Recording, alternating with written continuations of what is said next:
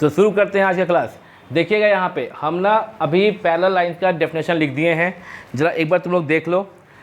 वैसे तो तुम लोग क्लास 7th या क्लास 8 में ही पढ़े हो ना? अभी किस क्लास में हो तुम लोग? 9th में हो। क्लास 7th या 8 में पढ़े थे। अभी तुमसे पूछें अगर कि व्हाट इज पैरेलल लाइंस और जो लिखे हैं डेफिनेशन वो ना बोलो तो क्या बोली?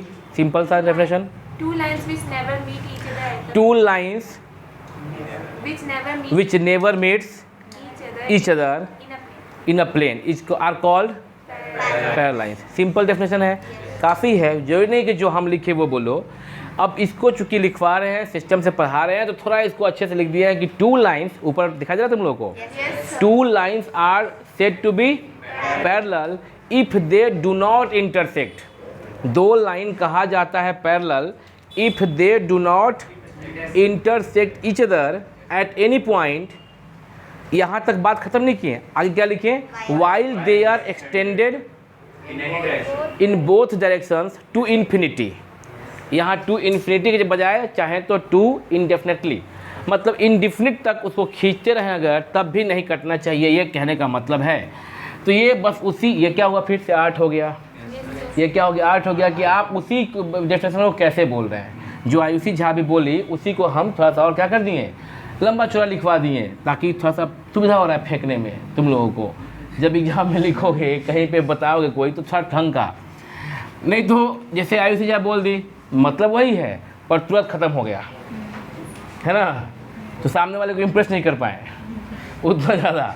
इतना सारा बोलेंगे, अरे वाह बाप रे बाप क्या गिटपिट बोले जा रहा है। अगर दो लाइन है, मान लो, देखो तो यहाँ पे अभी देखने में तो ऐसा प्रतीत हो रहा है, प्रतीत का मतलब ऐसा सीम्स टू बी, ऐसा लग रहा है कि ये आपस में एक दूसरे पे इंटरसेक्ट नहीं करेगा, बट ये एरो का मतलब होता है गोज टू इन्फिनिटी, मतलब अभी नहीं कर रहा है, ऐसा दिख रहा है प्लेन पर, बट इस एरो का मतलब क्या होता है कि ये जा रहा है इन्फिनिटी तक, तो इन्फिनिटी तक जाएगा तो ये ऐसे गया, ये ऐसे गया, एक दूसरे को क्या कर देगा? इंटरसेक्ट कर देगा किसी पॉइंट पर, ठीक है ना। तो इसका मतलब कि यहाँ जो दो लाइन है, यह लाइन कैसा लाइन है? इंटरसेक्टिंग लाइन है। ऐसा हो नहीं सकता है कि कोई बच्चा अगर मेरी बात को ध्यान से सुन रहा और समझ में ना आए। जैसे कि तुम बोले अभी कि सर लास्ट क्लास में जो एक क्वेश्चन था, ये वाला जो लास्ट क्लास में पढ़ाए थे तुम लोगों को हम, उसमें क्या था कि दो लाइन अगर एक दूसरे को कर रहा है इंटरसेक्ट, ये दोनों कौन सा एंगल? और तुम इतना लेट बोल रहे हो, क्यों? क्योंकि तुम याद नहीं करके आओ। ये सिंपल क्या बोलते हैं इसको? वर्टिकली अपोजिट एंगल बोलते हैं। इसका बाइसेक्टर, इस एंगल का बाइसेक्टर और इस एंगल के वर्टिकली अपोजिट एंगल जो इसका पेयर है उसका बाइसेक्टर 180 डिग्री बना रहा है। या मतलब क्वेश्चन में ये लिखा है कि यह एक स्ट्रेट लाइन है, साबित करना हमें। यह स्ट्रेट लाइन कब होगा? जब यह एक साइड का सारा एंगल क्या दिखा दे? 180। बात हो जाए। अगर कोई देख रहा है आज का वीडियो तो पीछे के क्लास में, जस्ट इसके पहले के वीडियो में ये अपलोड किया गया है, बताया गया है, तो तुम ना घर पर जाके इसको एक बार रिपीट करके देख लेना, वहाँ पे समझ जाओगे। तो दो लाइंस अगर इंटरसेक्टिंग होता है, यदि वो कहीं पे क्या कर जाए? इंटरसेक्ट कर जाए। जरूरी नहीं कि प्लेन पर ऐसे जो दिख रहा है और ये इंटरसेक्टिंग नहीं दिख रहा था, तो इसका मतलब ये मत बोल देना कि यह इंटरसेक्टिंग नहीं है, क्योंकि एरो का मतलब ही होता है कि वो जा रहा है इन्फिनिटी। जब दो लाइन नहीं होता है पैरेलल तो पक्का वो क्या हो जाएगा फिर? इंटरसेक्टिंग। थोड़ा सा यहाँ पे दुविधा है, उसको स्पष्ट कर दें हम बच्चों के लिए। अभी तुम लोग कुछ दिन में 10th में जाने वाले हो। जब एक लाइन जो हम बोले कि दो लाइन अगर नहीं होगा इंटरसेक्ट तो क्या होगा? वो पैरेलल। और दो लाइन नहीं है parallel, if two lines are not parallel, सुनना ध्यान से, if two lines are then they are surely intersecting. ये लाइन हम बोल दिए। अब अगर तुम इसको गांठ बांध लोगे तो मन में क्या होगा? एक दुविधा हो जाएगा, फिर 10th में जाओगे तो क्या? उसको हम समझा दे रहे हैं, अभी स्पष्ट कर दे रहे हैं। सीनियर क्लास में तो ये बोल देंगे तो तुम एकदम बिल्कुल परफेक्ट है। अगर तुम 11th में होते तो यह लाइन बिल्कुल परफेक्ट है। थोड़ा सा बता रहे हैं यहाँ पे, देखो तुम ना भी जब 10th में जाओगे, टिप नहीं करो, तुम ना भी 10th में जाओगे तो पढ़ोगे क्या? दो लाइन इंटरसेक्टिंग, एक दूसरे को एक पॉइंट पे किया इंटरसेक्ट। दूसरा पढ़ोगे दो लाइन, यह क्या था बाबू? यह आपका समझ में क्या है? यह एक्स एक्सिस, वाई एक्सिस, ये एक्स एक्सिस और ये, और दो लाइन हो गया यहाँ पे इंटरसेक्टिंग, और दो लाइन यहाँ हो गया पैरेलल। समझ में आ रहा है? तो तुम लोग लगता होगा सर दो ही कंडीशन है, या तो इंटरसेक्टिंग या तो पैरेलल। एक और कंडीशन है, क्या हो सकता है? अब कैसे? तो ऑब्लिक होगा तो इंटरसेक्टिंग हो ही जाएगा, दो लाइन होगा तो, या तो ये भी ऑब्लिक ही है, मतलब कि या तो इंटरसेक्टिंग या तो पैरेलल। क्या और कोई ऑप्शन है? सोचो। तो इंटरसेक्टिंग है ही, एक्स एक्सिस वाई एक्सिस खुद क्या है? इंटरसेक्टिंग तो है ही ना। क्या इसके अलावा एक ऑप्शन है? वो एक ऑप्शन है बोथ आर ओवरलैपिंग। अब मेरी बात को सॉरी ध्यान से सुनना, ये जो ओवरलैपिंग है ना, यह तीसरा कंडीशन है क्लास 10th में। दो लाइन का तीन condition, either they are intersecting at one and only one point, और दे आर पैरेलल, और दे आर ओवरलैपिंग। बात समझ में आ रहा है? अब हम तुम लोगों को बता दें कि ये जो ओवरलैपिंग है ना, यह भी पैरेलल की कैटेगरी में ही आता है। यहाँ पे दो लाइन पैरेलल है, डिस्टेंस समथिंग कुछ ना कुछ है। यहाँ पे दो लाइन है पैरेलल, डिस्टेंस इज 0। दो लाइन के बीच का डिस्टेंस क्या? 0। तो अभी इन पे बात नहीं करना, 10 तक तो हम इसको 3 पार्ट में ही पढ़ाएंगे। 11 से फिर बोल देंगे कि अभी लाइन कैसा है, पैरेलल है, डिस्टेंस 0 है। ऐसे दिल में आगे बात कर ली। वापस अपने जगह पे आते हैं, तुम लोग को जो पढ़ाना है 9th में उस पर आते हैं। यहाँ देखोगे, यहाँ जो लिखा हुआ है कि two lines are parallel while they are said to be parallel if they do not intersect। तो यहाँ बनाएंगे हम पैरेलल लाइन्स। ये हुआ लाइन एल। लाइन को यूक्लिड ज्योमेट्री चैप्टर में बताया जाता है कि लाइन्स को हम लोग generally small letter of English alphabet से रिप्रेजेंट करते हैं। जनरली रूल नहीं है, कैपिटल एल लिख दिए अगर तो कोई गोली नहीं मार देगा आके, है ना? ऐसा नहीं कि कैपिटल काहे लिख दिया, स्मॉल लिखा था, माथा फाड़ दिया मार के, माथा लाठी से, ऐसा नहीं है। एल लिख सकते स्मॉल, और यहाँ पे देखिए एम। बाबू यहाँ पे एल और एम दो जो लाइन है वो कैसा लाइन है? Parallel lines.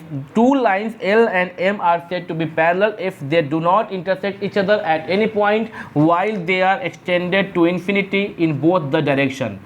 ये वन डायरेक्शन, सेकेंड डायरेक्शन, ठीक है? इसको कहीं तक भी ले जाओगे, कहीं पे कटेगा क्या? नहीं होगा। तो ये एग्जैक्ट हुआ क्या?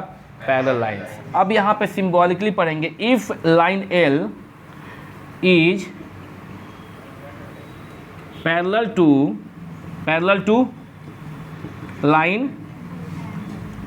To line M, then symbolically it is written as it is. और तुम सब जानते होगे ना, हाँ, कोई नया बात हम बता नहीं रहे हैं, हम बताए ही है कि 9th में एकदम स्टार्टिंग से पढ़ना है हम लोग को geometry. L is parallel to M, ऐसे लिखते हैं हम लोग। तो यहाँ पे जो आपका एल क्या है? एम के पैरेलल से, ठीक है? वीडियो को पॉज करके ये फिगर उतार लो, ये इंटरसेक्टिंग लाइन्स है। हाँ, जैसे जैसे पढ़ाएंगे वैसे वैसे उतारना। और ये कैसा है? यह पैरेलल लाइन्स है, खूब बढ़िया से उतारना जैसे जैसे लिखेंगे हम। तुम देखती होगी निपू, जब रियल नंबर पढ़ा रहे थे, हालांकि वह यूट्यूब पे अभी वीडियो अपलोड नहीं हुआ है, 9th का हुआ है ना कुछ अपलोड? हाँ, तुम देखी होगी ये रियल नंबर में जब हम रेशनल इरेशनल बता रहे होंगे तो वह नंबर भी लिखते थे और लिख के काटते थे ऐसे करके। उससे क्या होता है, तुमको पता होना चाहिए कि कौन सा नंबर नहीं होगा, उससे याद रहेगा, मिस्टेक होने का चांस कम हो जाएगा। तो ये भी लिखना, ये भी लिखना, ये भी लिखना, और जल्दी से वीडियो पॉज करके आप लोग लिखिए, हम बात को आगे बढ़ाएंगे। तो उम्मीद है कि तुम लोग इसको कॉपी कर लिए होगे। अब देखना आगे यहाँ बात। अभी ऊपर जो लिखे हैं two lines are said to be parallel, इसको चाहे बाबू तो हम लोग क्या बोल सकते हैं? 3 लाइन्स भी कर सकते हैं ना। 2 ही लाइन्स क्यों? 2 लाइन्स और मोर देन 2 लाइन्स।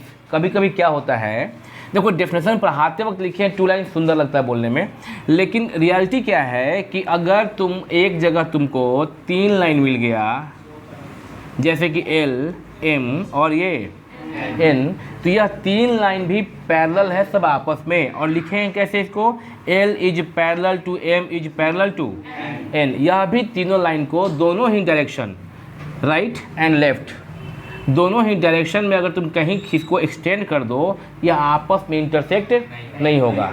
मतलब क्या? अगर 2 लाइन एक की जगह 3 लाइन कर दिया जाए तब भी पैरेलल का कोई भी डेफिनेशन यहाँ पे गलत नहीं होगा। तो तुम लोग क्या करो, नीचे के एग्जाम्पल के रूप में इसको भी तुम 3 लाइन बना के और ये लिख लो, ऐसे ही अपने कॉपी पे उतार लो। सीख रहे हो ना, तो उतार लो इसको, इससे तुमको याद रहेगा कि क्लास में शिक्षक क्या बोले तुमसे।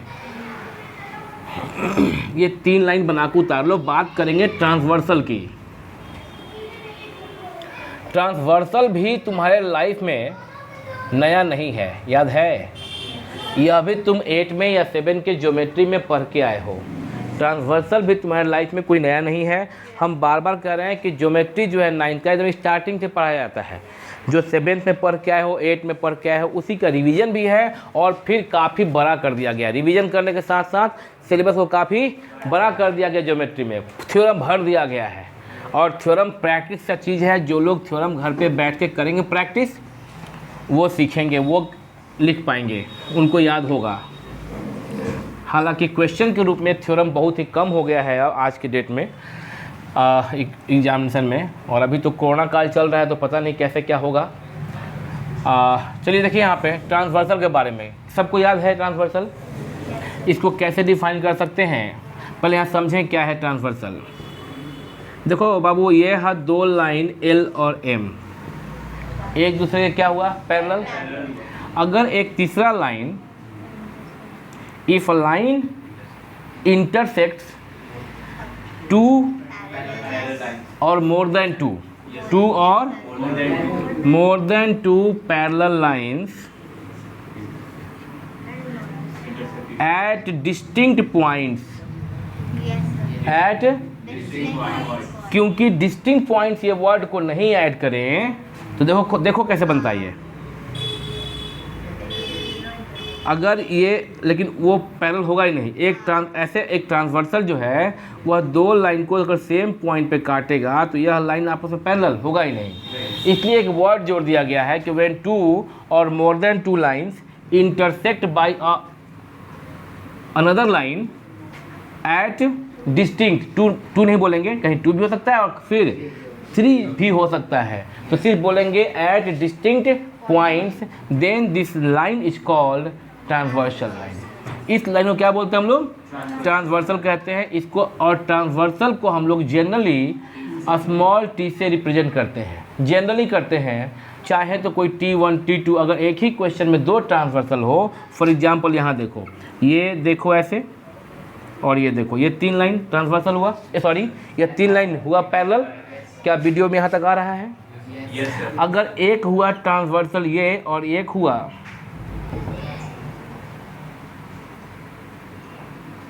ये, तो क्या बोलना पड़ेगा मेरे को? एक को T1 बोल देते हैं और एक को T2 बोलेंगे।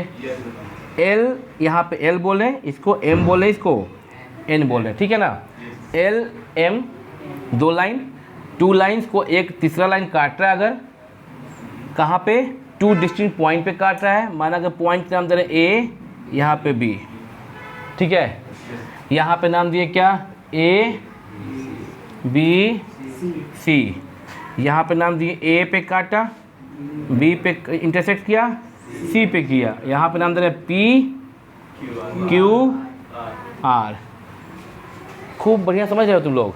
तो डिफाइन कैसे करेंगे? when a line this line when a line intersects, सुनो, intersects 2, रुक जा, उतारना मतलब ही 2 or more than 2 lines, parallel नहीं, 2 or more than 2 lines, then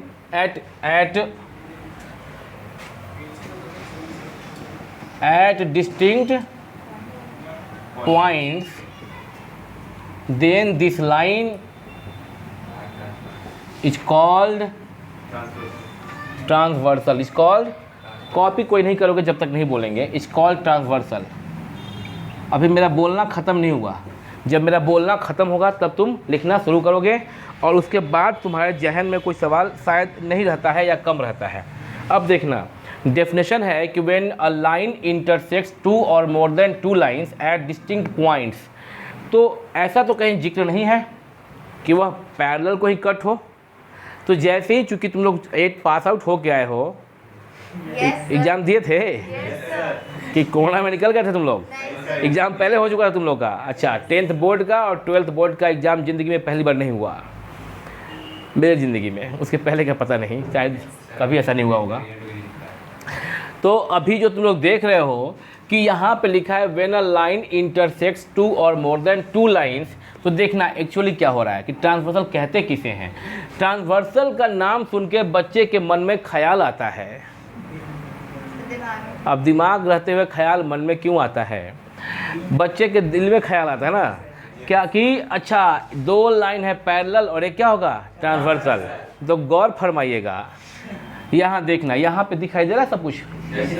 तो देखना यहाँ पे ये हुआ एक लाइन, और सुंदर बना दें, अभी ठीक लग रहा है। इधर भी सुंदर कर दें, एरो ऐसे बना दिए हम। अब ये लाइन हुआ, इसका नाम दिए एल, ठीक है बाबू। एक और लाइन दे रहे, नाम दिए क्या इसका एम। क्या यह 2 लाइन है? देख के कैसा प्रतीत हो रहा है? रुक जाना, क्या यह पैरेलल है या इंटरसेक्टिंग है? इंटरसेक्टिंग प्रतीत हो रहा है। It seems to be intersecting lines. और ये एक ऐसा लाइन जो इन दोनों ही इंटरसेक्टिंग लाइन्स को 2 डिस्टिंक्ट पॉइंट माना कि point A and point B पे इंटरसेक्ट किया। Is it transversal or not? According to definition of transversal, this line is transversal of this lines L and M. यह L और M line का क्या है? Transversal है। अगर ट्रांसवर्सल को हम लोग टी से डिनोट किए, वी जनरली डिनोट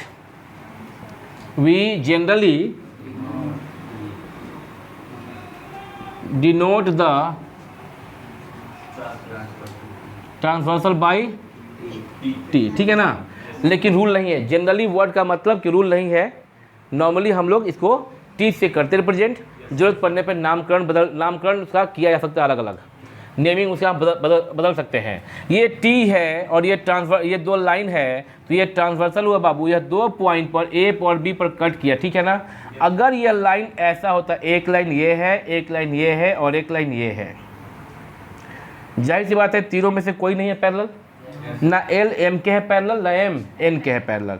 अभी भी अगर यहाँ पे अगर एक लाइन ऐसे खींच दे हम, स्ट्रेट लाइन है ये, इसका नाम ट्रांसवर्सल दे टी, तो यहाँ पे काटा, ए पर काटा, बी पर काटा और कहाँ पे काटा? सी पर काटा। समझ में आ रहा बात है? तो 3 जगह इंटरसेक्ट किया, 3 पॉइंट पर इंटरसेक्ट किया, यह ट्रांसवर्सल। क्या बोलते हैं इसको, क्या नाम है इसका?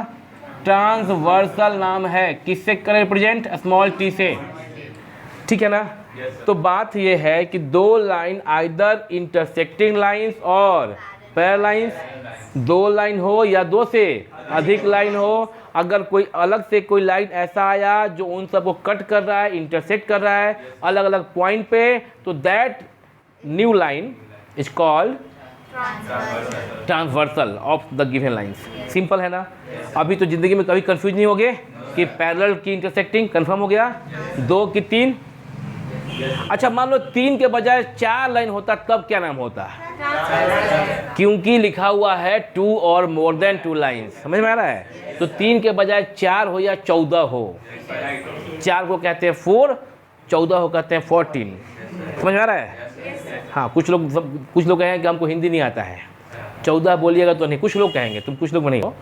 तो 4 हो या 14 हो, अगर आपका लाइन ये जाएगा ऐसे कट करेगा, तो प्रिया क्या कहेंगे इसको? ट्रांसवर्सल कहेंगे, है ना निपू?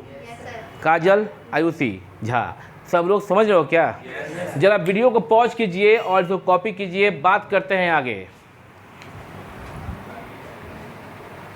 तो ठीक है, अब देखना यहाँ पे, चलिए देखिए यहाँ पे ये जो लिखा हुआ है अभी, ये तो सब इरेज कर दिए हैं। ये जो आपका डेफिनेशन है तो स्टार्टिंग से चल रहा है, इरेज नहीं किए हैं, बट ये हो चुका है, ये हो चुका है ये। अब यहाँ देखो, आगे बात को हम बढ़ाते हैं। ये देखो, एक लाइन है बच्चे एल और ये एक लाइन है M, 2 lines in the plane L and M. देख के ही पता चल जा रहा है कि बोथ आर इंटरसेक्टिंग, मतलब कि खास कंडीशन नहीं दिया गया है पैरेलल लाइंस बनाने का ज़रूरत है। पैरेलल लाइंस यहाँ पे नहीं बनाया गया है, समझ रहे हो ना सब लोग। और ये देखो, ये खींचे एक और लाइन, समझ ही रहे हो कौन है ये?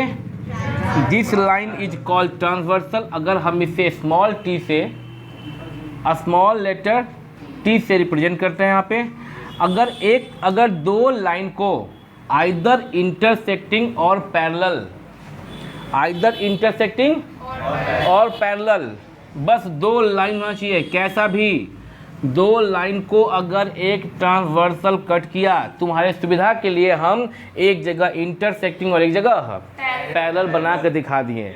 बट सिंपल डेफिनेशन, ट्रांसवर्सल के डेफिनेशन में कहीं भी पैरेलल लाइन का वर्ड शामिल नहीं है, पैरेलल लाइन वर्ड शामिल नहीं है। और when a line intersects two or more then two lines, बात ही नहीं किया गया है कि इंटरसेक्टिंग और पैरेलल, तो दोनों का केस, दोनों केस हो सकता है।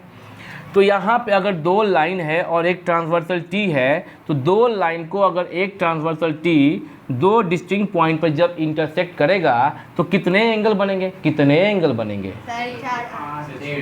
8 है, 4 यहाँ बनेगा और 4 यहाँ बनेगा।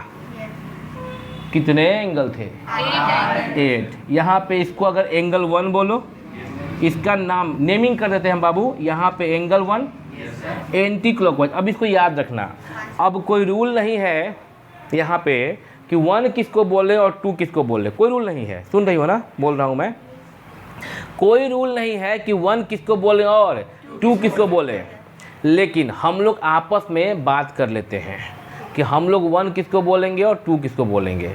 और यही बात बुक भी किया हुआ है, यही बात दूसरे स्कूल में, दूसरे शिक्षक, दूसरे कोचिंग में, दूसरे टीचर भी अपने बच्चों से किए हुए हैं। और फाइनली पाओगे कि सबका बात एक ही है, लगभग, समझे क्या, लगभग सबका बात एक ही है। पर अगर कोई शिक्षक मान लो कि बात बदल दे, तो उनसे भी झगड़ा कोई करने की ज़रूरत नहीं है, क्योंकि यहाँ पे कोई रूल नहीं है किसको 1 किसको 2। बट हम लोग टॉप को राइट को, टॉप राइट को क्या बोलेंगे? 1। टॉप राइट को क्या बोलेंगे? Top right. टॉप में 2 है ना यहाँ पे, टॉप राइट को क्या बोलेंगे? 1। एंटी क्लॉकवाइज घूम जाएंगे। क्या तुम जानते हो what is the meaning of anti clockwise? घड़ी की उल्टी दिशा में 12 बजते हुए देखे हो? कभी चेहरा देखना अपना, तुम लोग चेहरे पे जब भी क्लास मैथ में आओ, घर जाकर पढ़ने देखना, चेहरा पे 12 बजा हुआ होगा। ये ऐसा बजता है 12 के बाद 3 किधर बजता है? ऐसे घूमता है। This is called clockwise, this is called. अगर ये घड़ी का सुई इधर ना घूम के उल्टा घूमना शुरू करे, किधर? इधर, तो क्या कहते हैं इसको हम लोग? एंटी क्लॉकवाइज कहते हैं। घड़ी की उल्टी दिशा में चले anti clockwise. Angle 1 anti clockwise में घूम जाओ, ये हो जाएगा प्रिया 2, ये होगा निपु 3, ये होगा काजल 4। अब जो 1 है ठीक उसी पोजीशन पर ये है, ये ऊपर वाले में, ये नीचे वाले में, तो इसका नाम क्या दो? 5 दो, आयुषी झा 6 7 8। ठीक है, यह जो है तुम लोग देख लिए। अब इस फिगर को याद कर लो, 1 2 3 4 5 6 7 8। इस एंगल में कुछ संबंध है, इस जो तुम लोग क्लास 8 में पढ़ के आए हो, कोई अनभिज्ञ नहीं हो, बिल्कुल अननोन, बिल्कुल ही अनभिज्ञ नहीं हो, कुछ कुछ जानते हो तुम लोग। लेकिन तुम में से बैठे कुछ छात्र छात्राएं नहीं भी जानते होंगे अगर, तो कोई बात नहीं है, कोई पाप की बात नहीं है, कोई शर्म की बात नहीं है। हाँ, अब आज जब हम बता देंगे और आज के बाद जब पता नहीं होगा तो इससे बड़ा पाप है और कुछ नहीं है। तुम विद्यार्थी हो, विद्या का अर्थ ही उठाना, I mean to say that, विद्या को अर्थी करना, विद्या को ग्रहण करना तुम्हारा काम है। विद्या का, अच्छा, विद्यार्थी का मतलब क्या होता है? विद्या प्लस अर्थी, तो इसका मतलब होता है विद्या अर्थ करने वाला, विद्या को ग्रहण करने वाला। विद्या को ग्रहण करने वाले को हम लोग बोलते हैं विद्यार्थी। बट तुम लोग विद्या अर्थी का मतलब, विद्या का अर्थी मत उठाना समझना। अर्थी मीन्स होता है वो जो हम लोग डेड बॉडी ले आते हैं, उसको बोलते हैं। तो यहाँ पे देखो L और M 2 लाइन है और ये 4 एंगल यहाँ और 4 एंगल यहाँ बन रहा है। तो ये बस पैरेलल लाइन बता दिए कि यह जो यहाँ एंगल बन रहा है वो एंगल यहाँ ही फॉर्म होगा। तो उसमें कोई मतलब नहीं है कि लाइन जो 2 है L और M वह पैरेलल है कि इंटरसेक्टिंग है। 1 this is 2 this is 3 this is 4 5 6 7 and 8। इस एंगल्स में संबंध है वो क्या है? तो पहला जो संबंध है वो ये है कि यहाँ पे कुछ पेयर्स को बोलते हैं कॉरस्पॉन्डिंग एंगल्स का पेयर। तो एक पेयर है आपका पेयर्स ऑफ कॉरस्पॉन्डिंग एंगल्स। वो कौन कौन सा लिखे हम क्या? Pairs of corresponding angles. इसमें कितने? There are 4 pairs of corresponding angles. ठीक है, हाँ, there are 4 pairs of corresponding angle. ठीक है, बस नामकरण कर दिए। पेयर्स ऑफ कौन कौन पेयर है भाई? देखोगे कॉरस्पॉन्डिंग किसे कहते हैं कि जैसे जो लोकेशन यहाँ पे एंगल 1 का है ऊपर में 4 एंगल में, वही नीचे के 4 एंगल में सेम लोकेशन अगर लेगा तो उसे कहते हैं कॉरस्पॉन्डिंग एंगल। और तुम जानते भी हो, अगर हम फास्ट बात कर ले कि 1 5 कॉरस्पॉन्डिंग है 2 6, तब भी तुम समझ जाओगे। लेकिन हम उन लोग के लिए बात कर रहे हैं, अगर कोई ना पढ़ के आए हो 9th के पहले 8 में 7 में, तो भी समझ जाएंगे। ठीक है ना? तो देखिएगा पेयर्स ऑफ कॉरस्पॉन्डिंग एंगल्स में क्या है, एंगल 1 कॉमा एंगल 5, यह एक पेयर है। आज के बाद ज़िंदगी भर और उसके बाद भी याद रहेगा तुम लोग को।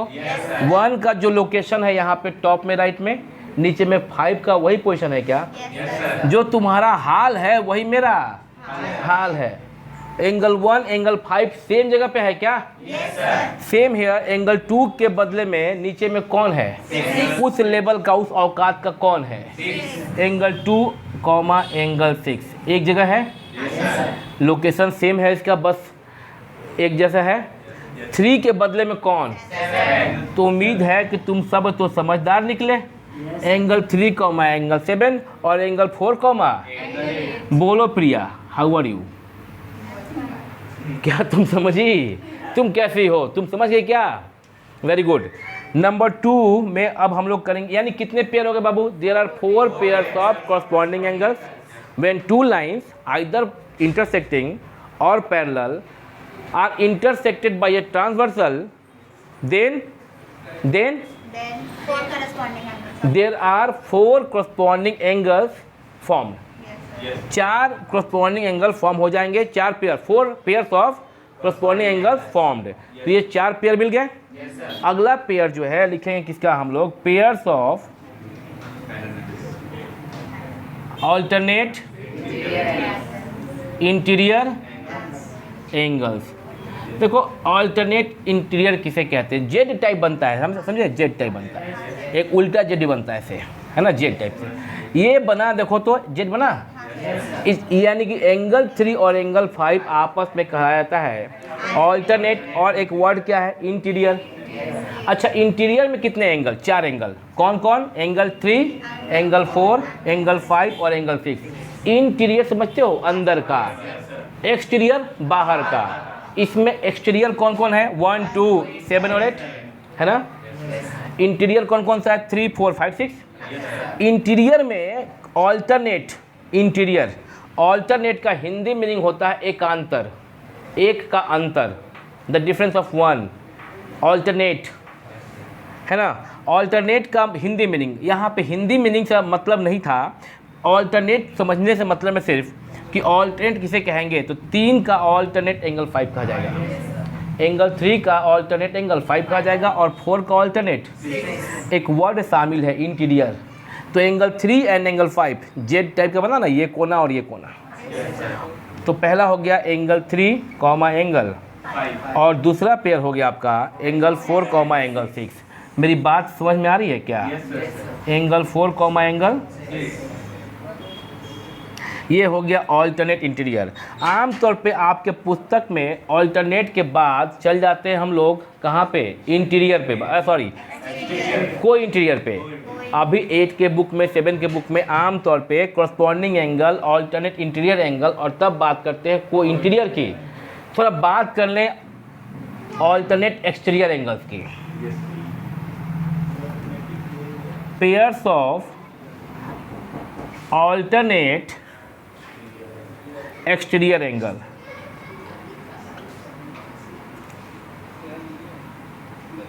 Pair of alternate exterior angles, ठीक है क्या? तो इसमें अभी जो पेयर ऑफ ऑल्टरनेट एक्सटीरियर कर रहे हैं, इसमें क्या होगा कि अभी हम लिख दे रहे हैं, उसके बाद तुम कॉपी करोगे तुम में से तो बताओ कोई कि अगर क्या तुम लोग को अगर बोलेंगे ऑल्टरनेट एक्सटीरियर एंगल के बारे में तो क्या तुम लोग पता चला लोगे क्या? इसमें इंटीरियर का मतलब अंदर का 4 एंगल और एक्सटीरियर का मतलब बाहर का 4 एंगल। एक्सटीरियर जो बाहर का 4 एंगल है वो कौन कौन है? बात हुआ अभी हम लोग के बीच में, कौन कौन है बाबू? 1, 2, 7 और 8 है ना। तो इसमें ऑल्टरनेट एक्सटीरियर जो है एंगल 1 और एंगल 7 है। तो पहला पेयर लिखिए एंगल 1 कॉमा एंगल 7 और दूसरा जो पेयर होगा angle 2 comma angle 8, angle 2 comma angle 8 ये होगा। और जो लास्ट बचा हम लोग का वो है पेयर्स ऑफ को इंटीरियर एंगल। सिंपली बोलते हैं को, हम बच्चों को बता दें कि जो को इंटीरियर एंगल्स है इसको हम लोग, नीचे का आ रहा है वीडियो देखो, यहाँ पे आ रहा है, इसको हम लोग, इसका पूरा नाम है कंसेक्यूटिव इंटीरियर एंगल्स, ठीक है क्या?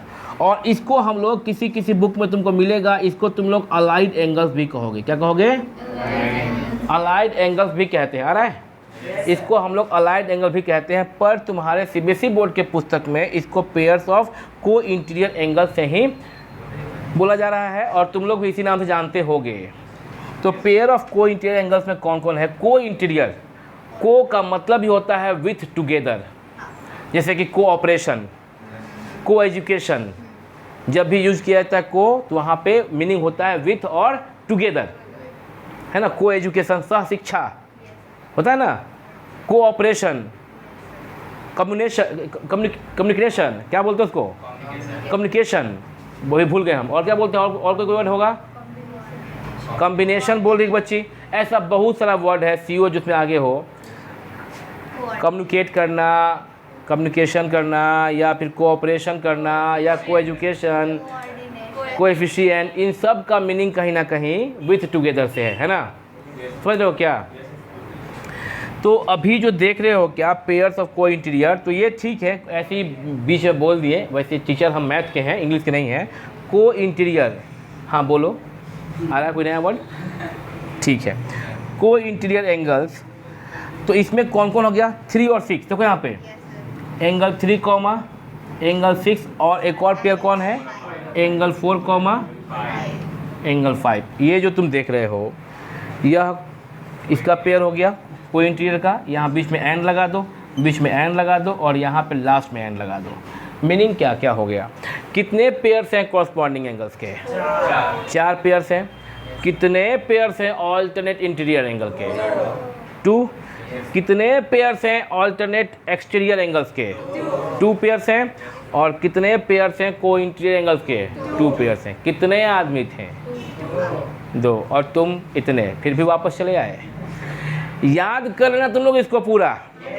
कल हम लोग बात करेंगे क्या कि ये जो एंगल्स है इसी में। अच्छा एक बात बताओ, जो एंगल 1 में संबंध है और 5 में, एंगल 1 और 5 में जो रिलेशन है वो यहाँ भी वही होगा। यानी कि यह लाइंस आइदर इंटरसेक्टिंग हो और पैरेलल हो। यहाँ पे यदि एंगल 1 और एंगल 5 को तुम कह रहे हो कॉरस्पॉन्डिंग एंगल, तो यहाँ पे क्या कहोगे? सेम। यहाँ पे भी कॉरस्पॉन्डिंग एंगल ही कहोगे, एंगल 1 को और एंगल 5 को। समझ रहे हो ना?